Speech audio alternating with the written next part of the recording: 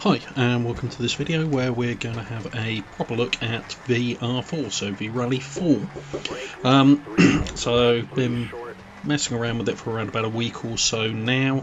Had a reasonably good chance to explore most of the offline content. I'll come back and have a look at the online if it's worth a review.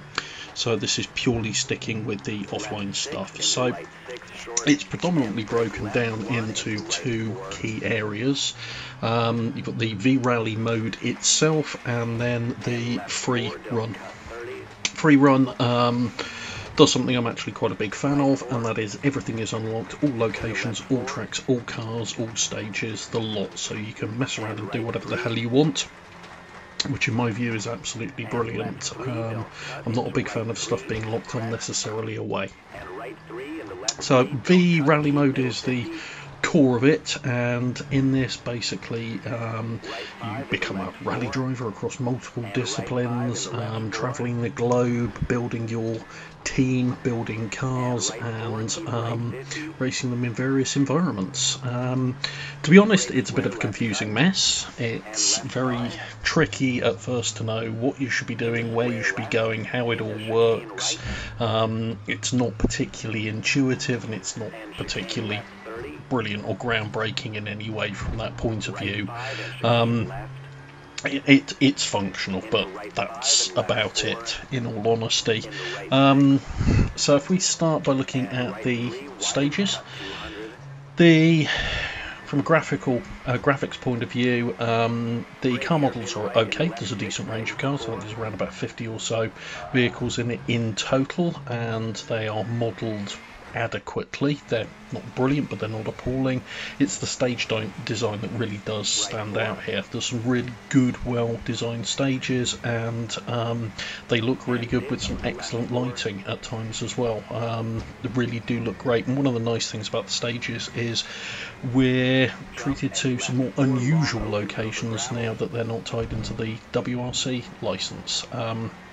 So you've got some really unusual stuff from various locations around the world here, all of which are well done, and the stages are well put together, and your co-driver is a little bit better now than he was in the WRC series, which is nice to see, being perfectly honest. As far as the disciplines themselves go, you've got traditional rally, so point to point. You've got rallycross, which is dressed up and called V-Rallycross here, but it's rallycross with a Joker lap, which is nice to see. You've got hill climb events, you've got buggy races, and you've got extreme Kana, which is a kind of Gymkhana type event. Now, rally mode is easily the most fleshed out of these. It's got a huge number of stages because the random stage generator works extremely well. You've got some preset stages, and then you can randomly generate stages off of a kind of road network that's laid out across each of the environments, and it works really well. I actually prefer it to the Dirt Rally 4 or Dirt 4 version they've put in place. This, I think, works much better, in all honesty. But with all of the other disciplines, you've only got a handful of stages at most for them, or circuits or tracks or hill climbs. Rally plays well, buggies plays well, it's good fun, although the AI is a little inconsistent in that you'll get hammered by them on some tracks and you'll walk away from them on other tracks on exactly the same difficulty. The rallycross works reasonably well. It's a little easy to bully the AI offline here, but it's functional, it's quite enjoyable. Extreme Kana, I must confess, I enjoyed far more than I thought I would. It's hill climb's the one that it's okay, but it's not brilliant, being perfectly honest. But the nice thing is there's a lot to do, there's a lot of cars, there's a lot of variety, so it'll keep you busy. And as far as mixed discipline work goes, they've pulled it off better than Milestone did with gravel earlier on in the year. Being perfectly honest, this is overall a better package from that point of view. Audio wise, There's one song that plays repeatedly across the menu, so that got turned off fairly quickly because it annoys the crap out of you very, very, very rapidly. Like first listen rapidly. The rest of it, the sounds in game are reasonably well done. There's some nice gravel pickup on the inner wheel arches. You can hear that quite well. The engine sounds are passable. You know, it's okay. It's not brilliant. In terms of how it plays, well, it's not a sim. It's also not an arcade title. It's kind of sim light, if you want.